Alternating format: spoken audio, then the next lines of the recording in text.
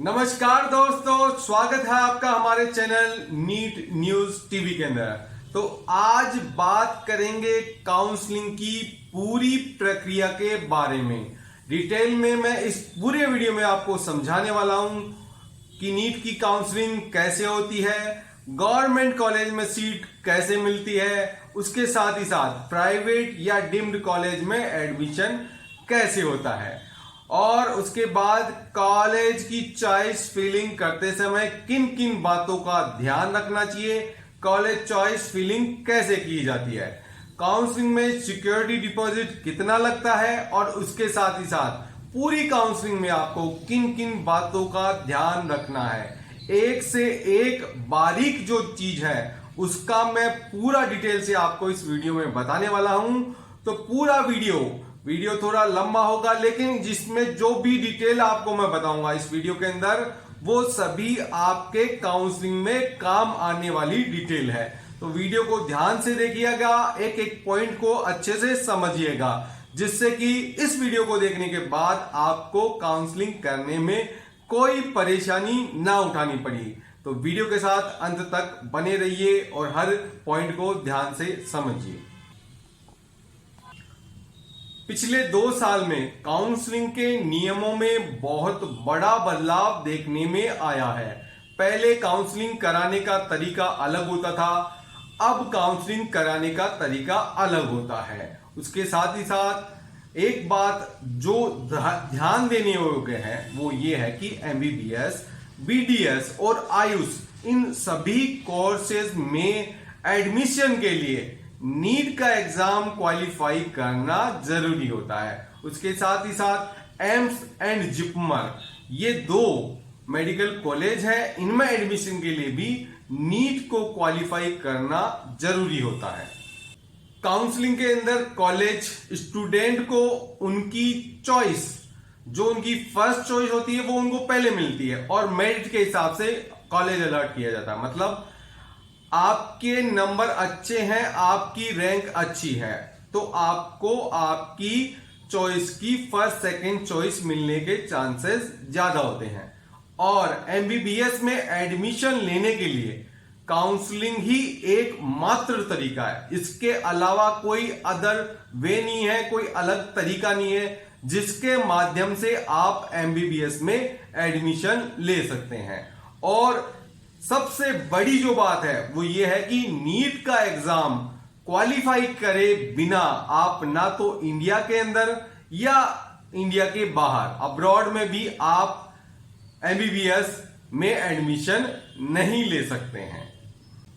अब बात करते हैं काउंसलिंग की। तो इंडिया में काउंसलिंग 2 प्रकार की होती है। पहली काउंसलिंग होती है सेंट्रल काउंसलिंग, जो कि एमसीसी के द्वारा कराई जाती है। उसके अंदर ऑल इंडिया कोटा की 15% सीटों की काउंसलिंग होती है। और दूसरी काउंसलिंग होती है हर स्टेट की अलग काउंसलिंग।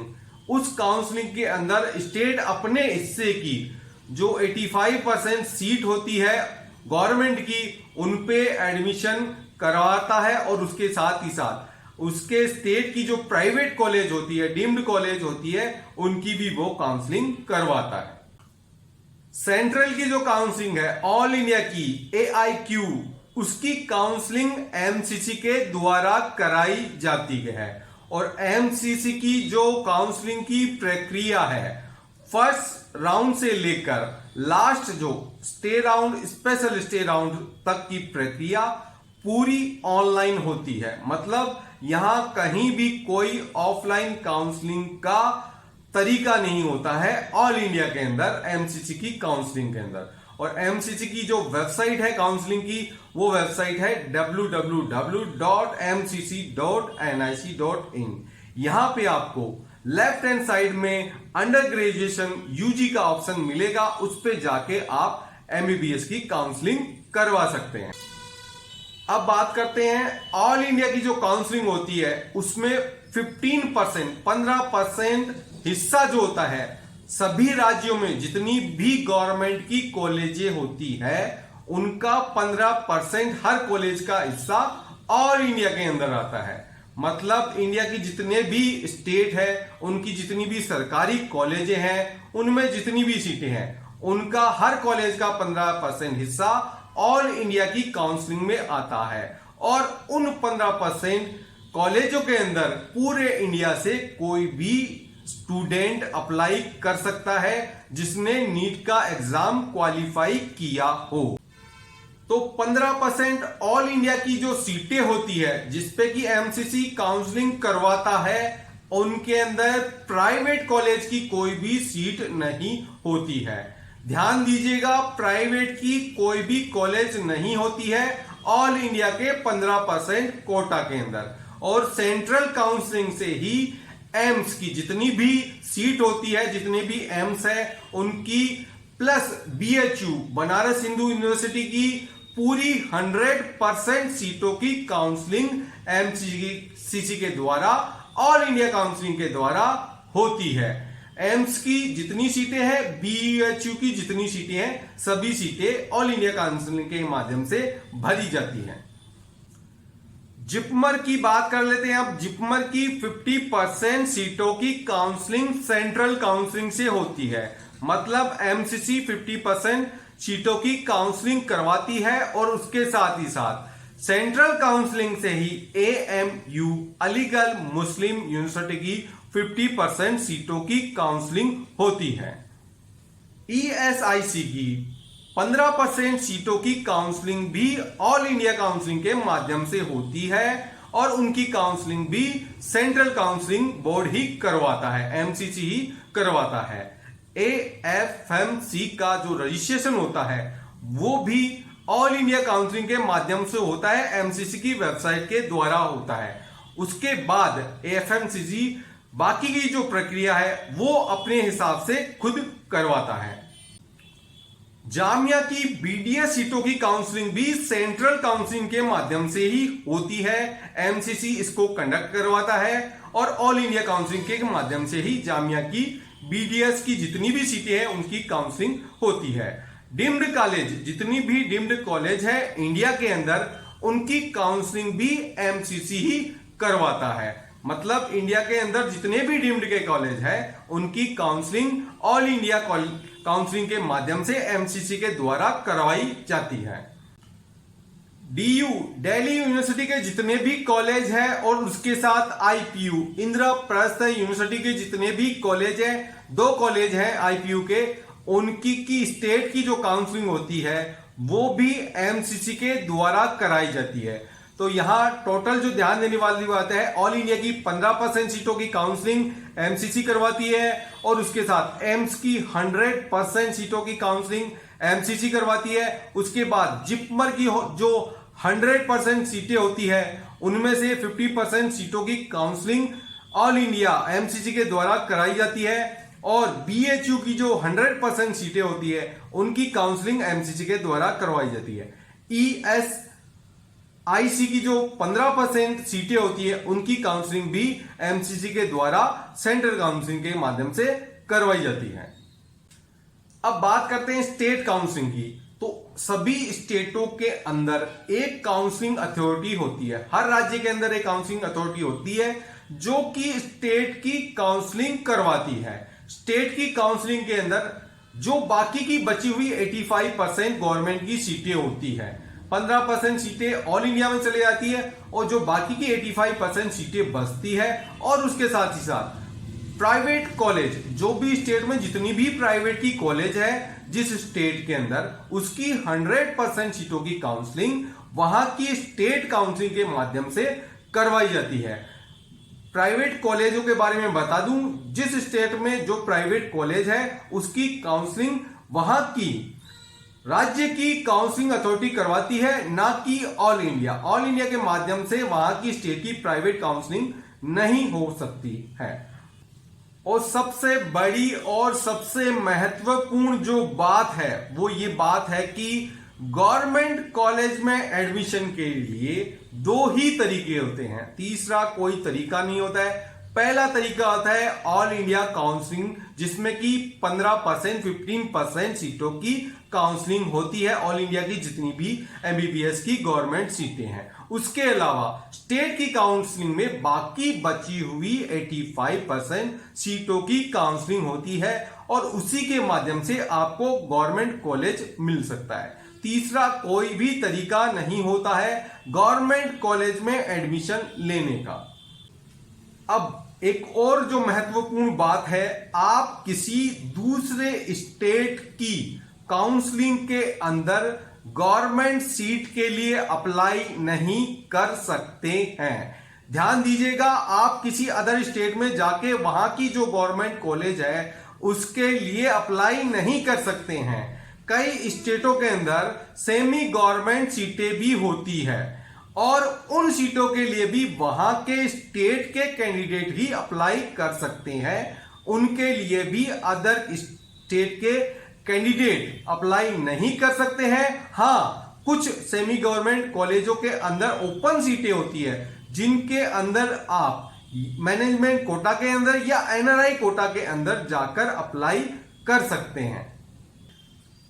अब ध्यान दीजिएगा इस बात पर, डीम्ड और प्राइवेट कॉलेज में एडमिशन के दो तरीके होते हैं। दो तरीके, पहला तरीका होता है ऑल इंडिया की काउंसलिंग। एमसीसी जो ऑल इंडिया की काउंसलिंग करवाती है 15% सीटों के लिए, एक तो तरीका वो होता है डीम्ड और प्राइवेट कॉलेज में एडमिशन के लिए, और दूसरा होता है स्टेट काउंसलिंग। तो आपको बता दें, केवल डीम्ड की सीटों के लिए ऑल इंडिया के लिए अप्लाई हो सकता है। स्टेट की जो भी प्राइवेट कॉलेज होती है उनके लिए ऑल इंडिया के माध्यम से अप्लाई नहीं होता है। डीम्ड कॉलेज की 100% सीटों की काउंसलिंग एमसीसी से होती है और 85% सीटें जो होती है वो मैनेजमेंट कोटे की होती है और 15% सीटें एनआरआई कोटे की होती है। डीम्ड कॉलेज में आपको किसी भी प्रकार का रिजर्वेशन नहीं मिलता है। ओबीसी, ईडब्ल्यूएस, एससी, एसटी किसी प्रकार का कोई इसके अंदर आपको रिजर्वेशन का फायदा नहीं मिलता है। डीम्ड कॉलेज की जो मेन रिक्वायरमेंट होती है वो होती है qualify cut off.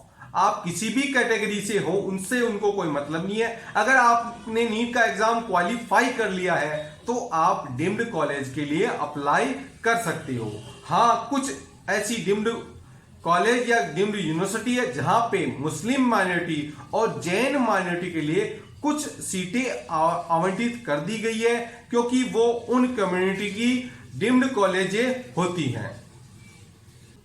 State counselling में आप अपने होम स्टेट के साथ ओपन स्टेट की काउंसलिंग में भी भाग ले सकते हैं। मतलब आप अदर स्टेट में भी काउंसलिंग में भाग ले सकते हैं, लेकिन वहां पर उस स्टेट में ओपन स्टेट की सीटें होना चाहिए और वो गवर्नमेंट कॉलेज में नहीं होती है, वो केवल और केवल प्राइवेट कॉलेजों में ओपन स्टेट की सीटें होती हैं। और ओपन स्टेट का अगर आपको डिटेल में जानकारी लेनी है तो हमने अपने चैनल के ऊपर एक detail video open state seats का डाल रखा है, वहां जाकर आप देख सकते हैं प्लेलिस्ट में जाकर। जो लोग मल्टी स्टेट की काउंसलिंग में एक साथ भाग ले रहे हैं, मतलब ओपन स्टेट की काउंसलिंग में एक साथ भाग ले रहे हैं, उनको काउंसलिंग को बैलेंस करना बहुत जरूरी होता है। बहुत ध्यान रखना होता है हर चीज के ऊपर, और अपने नीट के स्कोर को ध्यान रखिए और अपने बजट को भी ध्यान रखिए, क्योंकि हर स्टेट के अंदर ओपन सीट्स के लिए अलग अलग फीस निर्धारित की गई है। उनके अंदर जो डिपॉजिट होता है, आपको काउंसलिंग करवाते टाइम जो डिपॉजिट लिया जाता है वो भी अलग अलग होता है। तो आप अलग अलग मल्टी स्टेट की अगर काउंसलिंग कर रहे हैं तो उनको बैलेंस करके चलिए, ध्यान दे के चलिए हर चीज का। अब ओपन सीट से जुड़ा हुआ एक और फैक्ट जान लीजिए, कई राज्यों में ओपन सीट्स पर जो सिक्योरिटी डिपॉजिट लिया जाता है, मान लीजिए आपने किसी राज्य में अप्लाई कर दिया और वहां पर सिक्योरिटी डिपॉजिट हो गया, तो अगर आपको वहां सीट अलॉट हो जाती है और आपको पता चले कि आपका नंबर किसी अन्य राज्य में जहां पर ओपन स्टेट की कम फीस है वहां भी नंबर आने वाला है या वो अलॉट हो चुकी है, तो आपको जो रिफंडेबल अमाउंट होता है वो रिफंड नहीं किया जाता है कॉलेज अलॉट होने के बाद। तो सभी राज्यों की काउंसलिंग एक साथ चलती है और उनमें एक साथ सामंजस्य बैठाना बहुत जरूरी होता है। इस चीज का आप ध्यान रखिएगा। जिन राज्यों के अंदर आपको लगता है फीस ज्यादा है, या तो वहां अप्लाई मत कीजिए, और अगर अप्लाई करते हैं तो इस ढंग से कीजिए कि आपको जो चॉइस के हिसाब से अच्छी चॉइस मिल जाए। अब सबसे ध्यान देने वाली बात है कि एमबीबीएस के अंदर एडमिशन लेने का कोई भी डायरेक्ट तरीका नहीं होता है। दोबारा दोहरा देता हूं, एमबीबीएस में एडमिशन का कोई डायरेक्ट तरीका नहीं होता है। तो सावधान रहिएगा। एसएमएस और फोन कॉल्स कुछ आएंगे जिनकी कट ऑफ से नीचे मार्क्स है, उनको बहलाने फुसलाने के लिए, लालच देने के लिए कि आपको कम बजट के अंदर हम इस कॉलेज में एडमिशन दिला देंगे, स्टेट की कॉलेज होगी, अदर स्टेट की कॉलेज होगी। ये आपके पास